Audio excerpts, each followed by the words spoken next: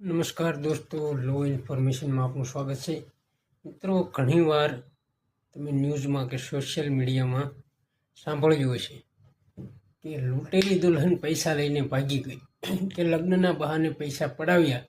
તો મિત્રો, આ વિશે વાત કરીએ તો મિત્રો, આ એક ફ્રોડ ગેંગ હોય છે.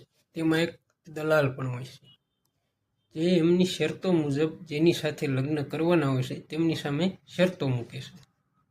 જેમ કે 1 લાખ અથવા 2 લાખ છોકરીઓના મા બાપને આપવા પડશે. એટલે દલાલ એવું કહે છે, એ પૈસા અમને આપી દો, અમે છોકરીના મા બાપને આપી દઈશું. અને એ સ્થળે છોકરીના ફુલહાર જે તે છોકરા સાથે કરી દેવામાં આવે છે. લગ્ન તો થઈ જાય છે, પરંતુ પછી બને છે એવું, છોકરીનું કહેવું એવું હોય છે કે અમે જ્યાં સુધી અમારા માતાજી, અમારા ભગવાનને પગે ના લાગીએ ત્યાં સુધી અમે કોઈને સ્પર્શ કરી શકીએ નહીં. એવા બહાને તમને નજીકની સિટીમાં અથવા મંદિરે લઈ જશે. મંદિરે લઈ જયા બાદ તમને મંદિરના પટાંગણમાં મૂકી ક્યાં જતા રહેશે તમને ખ્યાલ પણ નહીં રહે. એટલા માટે આવા કોઈ પૈસાના લેતી દેતીના કારણે લગ્નો થતા હોય તો એમાં વિશ્વાસ કરવો નહીં.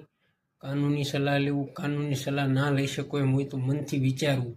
કારણ કે પૈસાના સંબંધ હોય તેમાં કોઈ દી પ્રેમ હોતો નથી. આ એક ઇમોશનલ પ્રી પ્લાન ફ્રોડ હોય છે. આ આખી ગેંગ દ્વારા રચવામાં આવે છે અને તમારા પૈસા લઈને ફરાર થઈ જાય છે.